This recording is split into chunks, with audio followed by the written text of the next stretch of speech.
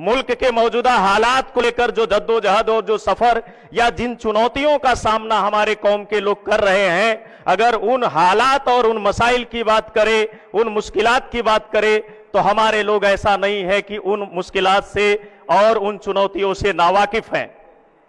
लेकिन 75 साल के इस नतीजे पे अगर हम पहुंचे, बात करें, हजारों की तादाद में तंजीमें होने के बावजूद भारत में एक बड़ी आबादी जो ईमान, इत्तेहाद, मसावात को मानती है, आज 21वीं सदी के दुनिया में और 21वीं सदी के भारत में आज उस ईमान, इत्तेहाद, मसावात को मानने वाली आबादी को भारत में एक आइडियोलॉजी ने सेग्रीगेट किया, और सेग्रीगेट ही नहीं किया बल्कि अनटचेबल बना दिया।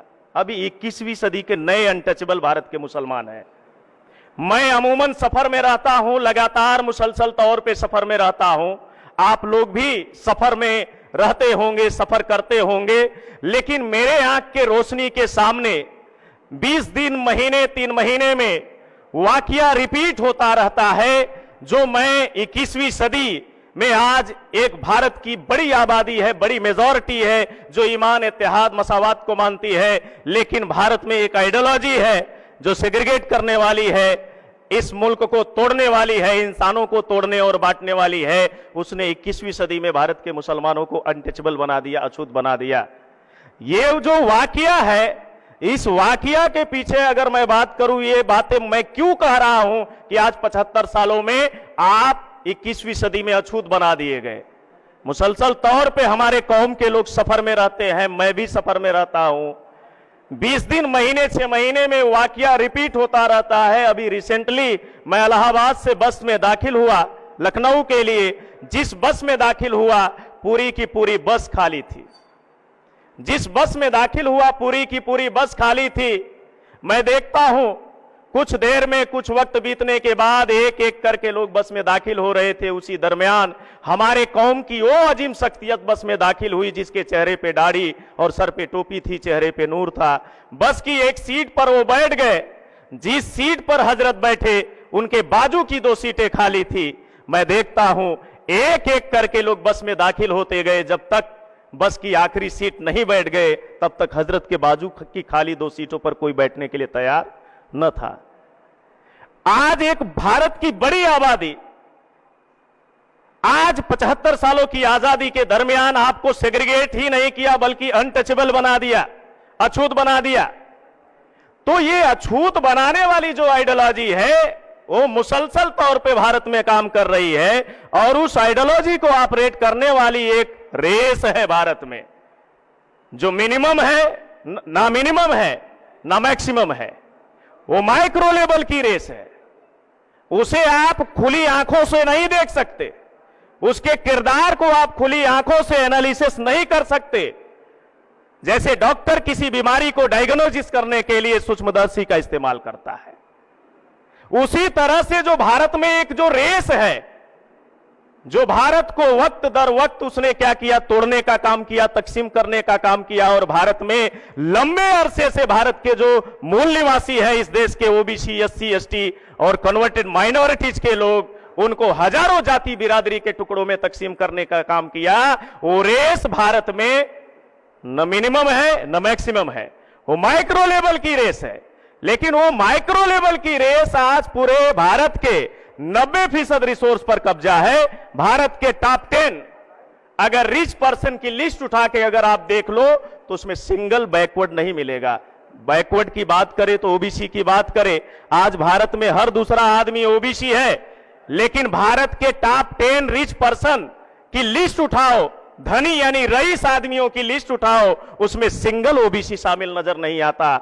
इस देश में 22.5% शेड्यूल कास्ट और शेड्यूल ट्राइब की आबादी है।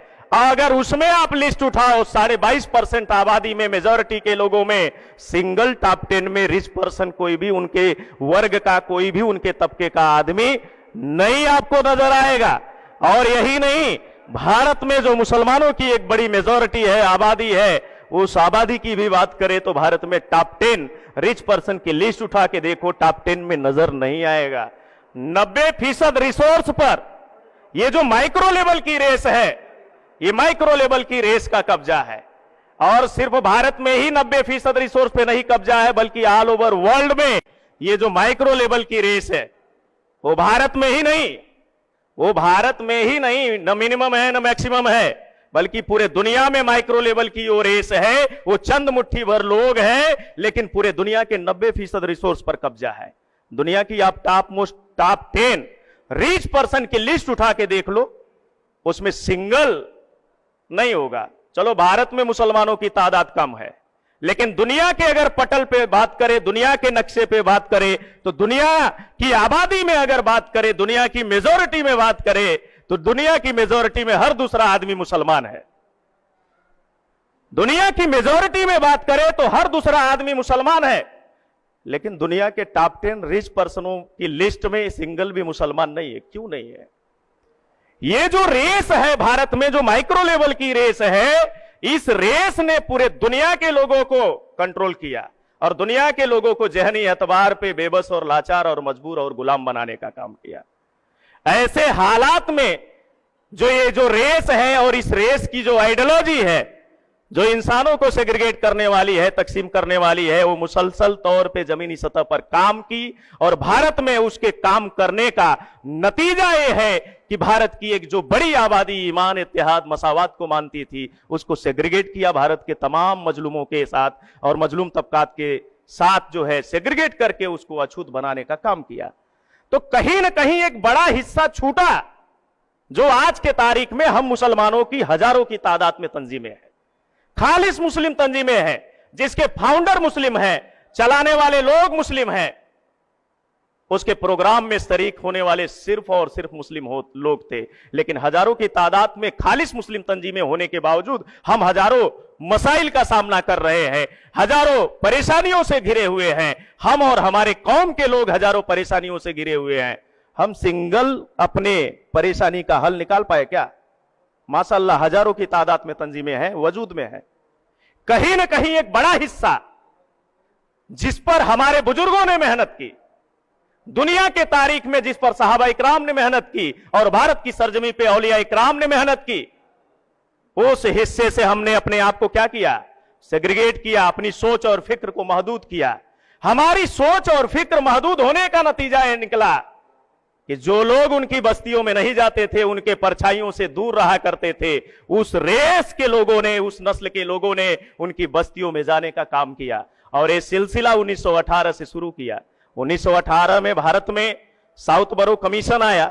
साउथ बरो कमीशन ने विधिमंडलों के चुनाव की रिकमेंडेशन की कि भारत में अब जो भी प्रतिनिधि चुने जाएंगे वो प्रजा के वोट से चुने जाएंगे, प्रजा से इलेक्ट किए जाएंगे, प्रजा के इलेक्टेड प्रतिनिधि होंगे।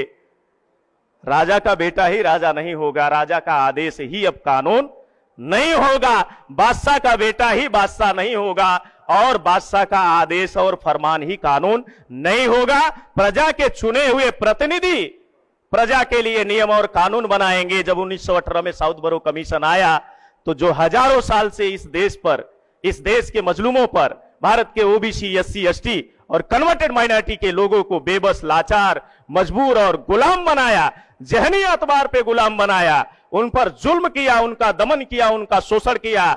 ऐसे वर्ग के लोगों ने देखा जिन पर हम हजारों साल से जुल्म करते आए हैं, क्या वो हमें तस्लीम करेंगे? जब हम जनप्रतिनिधि के तौर पे चुनाव में मैदान में होंगे, खड़े होंगे, तो क्या हमें वो जनप्रतिनिधि के तौर पे तस्लीम करेंगे? नहीं करेंगे। तो माइक्रो लेवल की माइनॉरिटी ने अपने आप को मेजॉरिटी में तब्दील करने के लिए 1922 में डॉक्टर मुंजे नाम के ब्राह्मण ने हिंदू महासभा बनाया। भारत में जो नहीं थे हिंदू, उनकी बस्तियों में जाकर डॉक्टर मुंजे नाम के ब्राह्मण ने बनाया हिंदू महासभा और उनकी बस्तियों में जाकर कहना शुरू किया, गर्व से कहो हम हिंदू हैं। 100 साल के उनके कॉन्सेप्ट ने आज उस माइक्रो लेवल की रेस को मेजॉरिटी में तब्दील कर दिया। आज हिंदुत्व के नाम पे मेजॉरिटी में वो तब्दील कर होने के बाद आज पूरे मुल्क के निजाम पर वो काबिज है। हमारे पास दुनिया की अजीम आइडियोलॉजी थी, दुनिया की अजीम आइडियोलॉजी थी। हमारे पास दुनिया का एक बेहद जो है अजीम दस्तावेज था दुनिया के निजाम को बदलने का, दुनिया के इंसानों के बीच में जो अलग अलग मसाइल थे उन मसाइल का हल निकालने का। लेकिन क्या हमने उस रास्ते को अख्तियार किया? हां किया। 1947 के पहले यानी 14 अगस्त 1947 के पहले हम कह सकते हैं कि भारत के मुसलमान समझदार थे, हमारे पुरखे समझदार थे, और उनके दरमियान जो तालीमी सेंटर चलते थे, मकतब और मदरसे चलते थे, उनके दरमियान इस बुनियाद पर तरबियत की जाती थी और किस से लड़ना है, क्यों लड़ना है। यानी जो हम कह सकते हैं 14 अगस्त 1947 के पहले हमारे मकतब थे, हमारे इदारे थे, हमारे मदरसे थे या तालीमी सेंटर थे, उस वक्त जो हमारे दरमियान थे, मौजूद थे, उसमें जो तरबियत की जाती थी या तालीम दी जाती थी, उस तालीम की बुनियाद इस बुनियाद पर आधारित थी कि कौन जालिम है, कौन मजलूम है, कौन अपना है, कौन पराया है। 14 अगस्त 1947 के पहले यही वजह है कि उस वक्त जो हमारे कौम की कयादत करने वाले लोग थे, रहनुमाई करने वाले लोग थे, रहबरी करने वाले लोग थे, वो विजनलेस नहीं थे। उनका मकसद था, लड़ना किससे था, तय था। 14 अगस्त 1947 के पहले का मुसलमान विजनलेस नहीं था, उसका विजन था। लड़ना किससे था, तय था। किस लिए लड़ना था, तय था। क्यों लड़ना था, तय था। 75 साल का यह मुसलमान बैठा हुआ है। आपको 14 अगस्त 1947 को भारत को तोड़कर विजनलेस मेजॉरिटी में तब्दील कर दिया गया। बार बार हमारे लोग कहते हैं कि हमारी लीडरशिप खड़ी होनी चाहिए, कयादत खड़ी होनी चाहिए। 14 अगस्त 1947 का दिन भारत के ही लिए नहीं बल्कि भारत के मजलूमों के लिए काले दिन और तारीख के तौर पे आज हमारे सामने 75 साल का जो वक्त बीता, अरसा बीता, वो आज इस बात की गवाही दे रहा है कि 14 अगस्त 1947 का दिन भारत के मूल निवासियों के लिए काला दिन रहा। भारत को तोड़कर उन्होंने क्या किया, भारत के मुसलमानों को लीडरलेस मेजॉरिटी में तब्दील कर दिया। 14 अगस्त 1947 के दिन भारत को तोड़कर आपकी 3 लीडरशिप खत्म कर दी गई। पॉलिटिकल लीडरशिप खत्म कर दी गई, आपकी सोशल लीडरशिप खत्म कर दी गई, इंटेलेक्चुअल लीडरशिप खत्म कर दी गई। पॉलिटिकल लीडरशिप खत्म होने का 75 सालों में नतीजा है, हर मसाइल पॉलिटिकल वे से आपके बीच में आ रहे हैं। यानी सियासी गलियारे से हर मसाइल आपके बीच में पैदा किए जा रहे हैं। क्या आप उसको रोक पा रहे हो? नहीं रोक पा रहे हो, क्योंकि आपकी पॉलिटिकल लीडरशिप खत्म कर दी गई, आपकी समाजी लीडरशिप खत्म कर दी गई। आज समाजी लीडरशिप नहीं खत्म की गई होती तो आज 21वीं सदी में आप अछूत भारत में नहीं होते। आपकी इंटेलेक्चुअल लीडरशिप खत्म कर दी गई, समझदार लोगों की कयादत खत्म कर दी गई, जिसकी वजह से आज किसी भी मसाइल का हल निकालने वाले स्टेज पे हम नजर नहीं आ रहे हैं। इसलिए प्लान बनाकर 14 अगस्त 1947 को इन्होंने भारत के मुसलमानों की 3 लीडरशिप क्या कर दी, खत्म कर दी। Political, social and intellectual leadership Bharat से खत्म कर दी। एक ही लीडरशिप बची, मजहबी कयादत, रिलीजियस लीडरशिप बची। लेकिन 14 अगस्त 1947 के पहले जो हमारे मकतब थे, इदारे थे, मरकज थे, उनका एक विजन था। वो जद्दोजहद कर रहे थे, लड़ रहे थे। लेकिन 14 अगस्त 1947 के बाद हमारी इस चौथी लीडरशिप का मजहबी कयादत के सोच और फिक्र को महदूद किया गया। आज ये चौथी कयादत सिर्फ अपने मकतबे फिक्र के दुनिया में महदूद है। मकतबे फिक्र के बाहर भी एक दुनिया है, मकतबे फिक्र के बाहर भी एक दुनिया है जो आम मुसलमानों की जिंदगी पे सीधे असर डाल रही है। कभी लव जिहाद के नाम पर, कभी मॉब लिंचिंग के नाम पर, कभी 3 तलाक के नाम पर, कभी सीए, कभी एनआरसी, कभी 370 हटाने, कभी हिजाब, कभी नमाज, कभी नबी के शान में गुस्ताखी के नाम पर। ये सारे मसाइल भारत के मुसलमानों के दरमियान मकतबे फिक्र के बाहर के दुनिया से आ रहे। इसके रोकने के लिए क्या आप प्लान बनाए हैं? इसको काउंटर करने के लिए आपने काउंटर स्ट्रेटेजी क्या बनाया, काउंटर प्लान क्या बनाया? 75 सालों में काउंटर प्लान बनाया होता तो आज आप बेबस और लाचार और मजबूर नजर नहीं आते। इसलिए हम लोग राष्ट्रीय मुस्लिम मोर्चा के जरिए समाजी एतबार से बेदारी पैदा करना चाहते हैं भारत के मुसलमानों के अंदर। भारत के मुसलमानों के अंदर जो एक बात मैंने बोला कि 14 अगस्त 1947 के पहले हमारे पुरखों का एक विजन था। लड़ना किससे था? तय था। क्यों लड़ना था? तय था। किस लिए लड़ना था? तय था। 14 अगस्त 1947 के बाद आपको विजनलेस मेजॉरिटी में तब्दील किया गया। तो हमारा एक विजन होना चाहिए। लड़ना किससे है भारत में? तय होना चाहिए। क्यों लड़ना है? यह भी तय होना चाहिए। किस लिए लड़ना है? यह भी तय होना चाहिए। अभी हाईकोर्ट से इस तरह के जजमेंट आए, गोधरा में हमारी मां बहनों के साथ दरिंदगी की गई, हाईकोर्ट का बैठा हुआ ब्राह्मण जज ये जजमेंट देते हुए, बिल्किस बानो के केस में ये जजमेंट देते हुए कहा कि ब्राह्मणों के संस्कार अच्छे होते हैं, किसी रेपिस्ट के संस्कार अच्छे होते हैं। गैंगरेप करने वाले उन 11 ब्राह्मणों को यह कहते हुए हाईकोर्ट के ब्राह्मण जज ने रिहा किया कि ब्राह्मणों के संस्कार अच्छे होते हैं। कर्नाटका हाईकोर्ट में अभी शेड्यूल कास्ट के महिला के साथ दरिंदगी की गई, वो मामला गया कोर्ट में, वहां बैठा हुआ ब्राह्मण हाईकोर्ट का जज जजमेंट दिया कि ये जो महिला है वो अछूत है, अछूत महिला को ब्राह्मण छू ही नहीं सकता, तो गैंगरेप कहां से करेगा, रेप कहां से करेगा।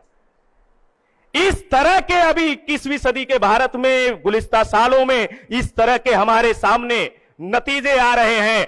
सत्ता में बैठे हुए लोगों के गलियारों से ये नतीजे आ रहे हैं, जुडिशरी में बैठे हुए लोगों के गलियारों से ये नतीजे आ रहे हैं। हमारे बीच में अजीम शख्सियत एडवोकेट महमूद प्राचा साहब है, इस तरह के मसाइल पर लगातार वो बोलते रहते हैं, लोगों को बेदार करते रहते हैं। समझने की जरूरत है कि भारत में जालिम कौन है, दुश्मन कौन है, यानी भारत में कौन जालिम है, कौन मजलूम है। यह बेदारी पैदा करने के लिए राष्ट्रीय मुस्लिम मोर्चा नाम की तंजीम बनाई गई। और इसके अलावा हम मुसलमानों के बुजुर्गों की एक गोल्डन हिस्ट्री भारत की सरजमी के साथ जुड़ी हुई है, लेकिन उस गोल्डन हिस्ट्री को क्या किया गया, हाइड किया गया। एग्जाम्पल के लिए अभी हजरत टीपू सुल्तान रहमतुल्लाह अलैह कर्नाटका से थे, कर्नाटका के मैसूर रियासत के सुल्तान थे। अंग्रेजों के खिलाफ जंग आजादी में लड़ाई लड़ते लड़ते जद्दोजहद करते करते वो शहीद हुए। कर्नाटका के हिस्ट्री के किताबों में, तारीखी किताबों में, सिलेबस में उन्हें पढ़ाया जाता रहा। अभी कर्नाटका में बीजेपी गवर्नमेंट आई, उनको जो है तारीख के पन्नों से हटाया गया। अंग्रेजों के खिलाफ लड़ाई लड़े हजरत टीपू सुल्तान रहमतुल्लाह अलैह, इसलिए उन्हें किताबों से नहीं हटाया गया, तारीख के पन्नों से नहीं हटाया गया, बल्कि अंग्रेजों के पहले जिस निजाम के खिलाफ, जिस सिस्टम के खिलाफ उन्होंने तलवार उठाई, उस लिए उन्हें सिलेबस से हटाया अभी मनुवादी सरकार ने। त्रावणकोर रियासत थी, त्रावणकोर रियासत का शासक ब्राह्मण था, तन ढकने का महिलाओं को अधिकार नहीं था। जब इस बात की जानकारी मिली उन्हें, तो जो है एक मजबूत सेना की टुकड़ी के साथ चढ़ाई किया और 800 ब्राह्मणों का सर कलम कर दिया। हमारे पुरखों का मकसद डिसाइड था, लड़ना किससे था, जुल्म के खिलाफ, इसलिए वो लड़ रहे थे। तो जुल्म के खिलाफ लड़ने के लिए जहनी एतबार से बेदार करना, जद्दोजहद करने के लिए, मजलूमों के हक और इंसाफ की लड़ाई लड़ने के लिए उन्हें बेदार करना, इसके लिए बनाया गया संगठन है। इसके लिए राष्ट्रीय मुस्लिम मोर्चा अपने बुजुर्गों की तारीख को भी अपने बीच में, अपने दरमियान जिंदा करना चाहता है। मैं धन्यवाद देता हूं बामसेफ के राष्ट्रीय अध्यक्ष मान्यवर वाउन मेश्राम साहब को, पिछले 45 साल से लगातार जो है सोशल रिफॉर्मिंग का काम कर रहे हैं, सोशल अवेयरनेस का काम कर रहे हैं।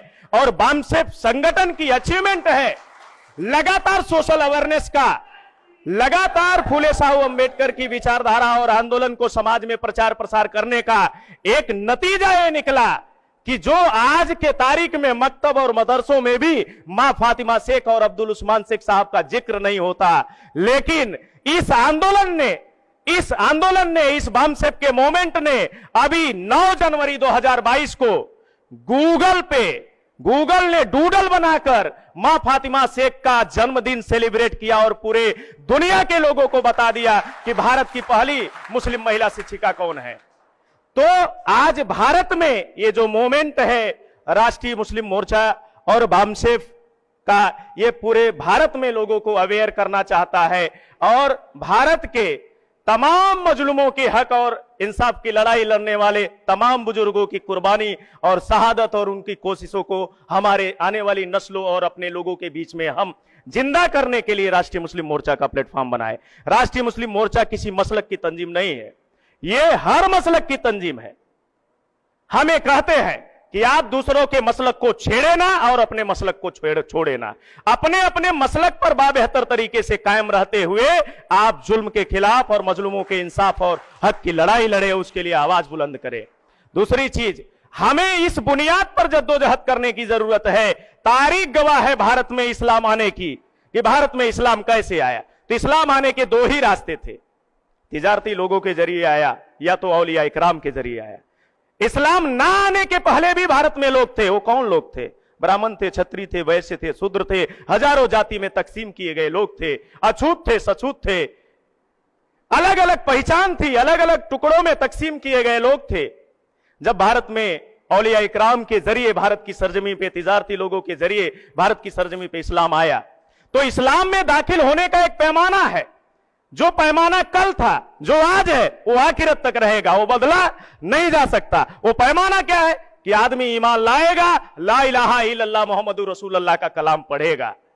इस पैमाने को पूरा करते ही उसे दुनिया के एक यूनिक आइडेंटिटी से, दुनिया के एक यूनिक खिताब से उसे नवाजा जाएगा, लफ्ज़े मुसलमान के नाम से उसे नवाजा जाएगा। भारत में जब पहले कोई मुसलमान नहीं था, सब एक कलमे के बुनियाद पर ईमान लाए, तो भारत के मुसलमानों की सिर्फ मुकम्मल तौर पे आज एक पहचान क्यों नहीं है? सिर्फ और सिर्फ क्या होने चाहिए भारत में मुसलमानों को? मुसलमान होने चाहिए थे ना। लेकिन आज सैयद भी नजर आता है, मिर्जा भी नजर आता है, गालिब भी नजर आता है, पठान भी नजर आता है, खान भी नजर आता है, लेकिन मुसलमान। आखिरी उदाहरण देकर मैं अपनी बातें खत्म करूंगा, क्योंकि प्रस्तावना की इंपॉर्टेंट बातें रखना जरूरी है। आज भारत में जो इस मुल्क के निजाम पर काबिज हैं, उनके चरित्र और उनके किरदार को जानना होगा। मार्केट में आपने दो तरह के फ्रूट देखे होंगे, खरबूजा देखा होगा, संतरा भी देखा होगा।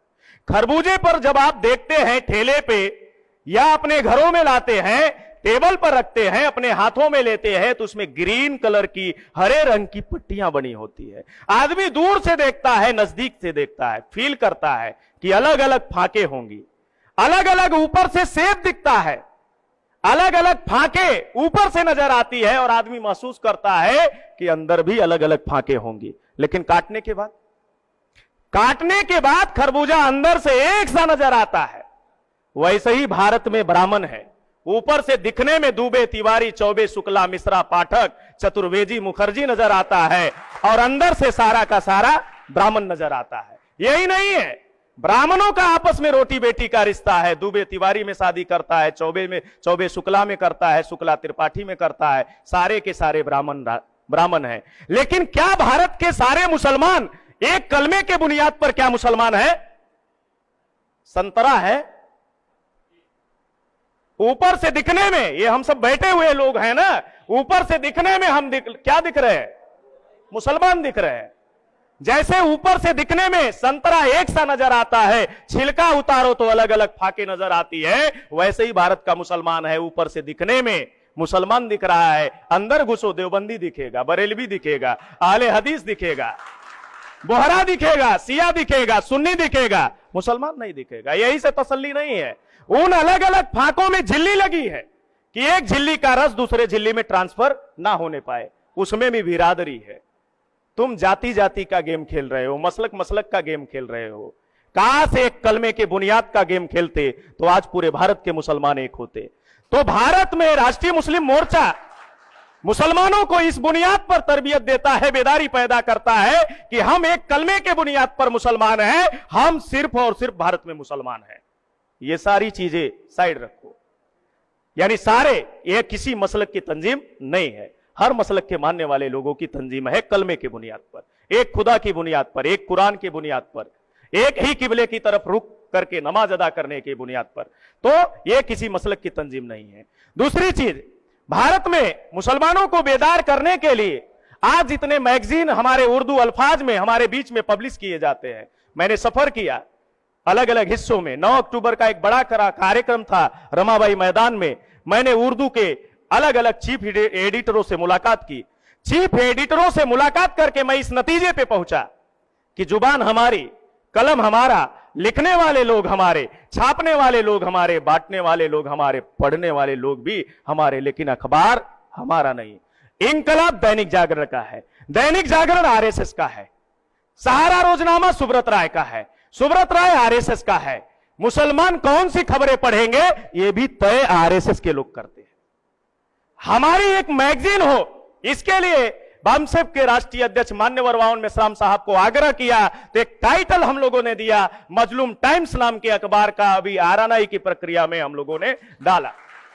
एक कोशिश है, जद्दोजहद है कि मुल्क में हमारी जुबान का अपने कौम के लोगों को बेदार करने का एक प्लेटफॉर्म हो, एक पत्रिका हो, एक मैगजीन हो, इसके लिए भी राष्ट्रीय मुस्लिम मोर्चा पहल कर रहा है।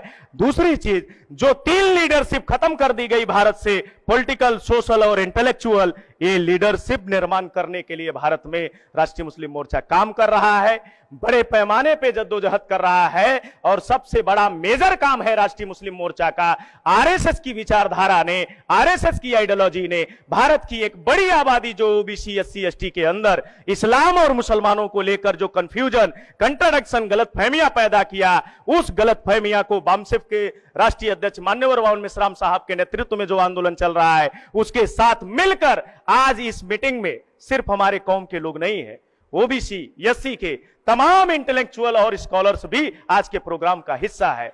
ये है जोड़ने का। जब मजलूम एक साथ बैठेंगे तभी मजलूमों का इत्तेहाद कायम हो सकता है। हम सिर्फ एक तबके का मंच लगाए और मजलूमों में इत्तेहाद कायम करने की बात करें तो ये कभी भी मुमकिन नहीं होगा।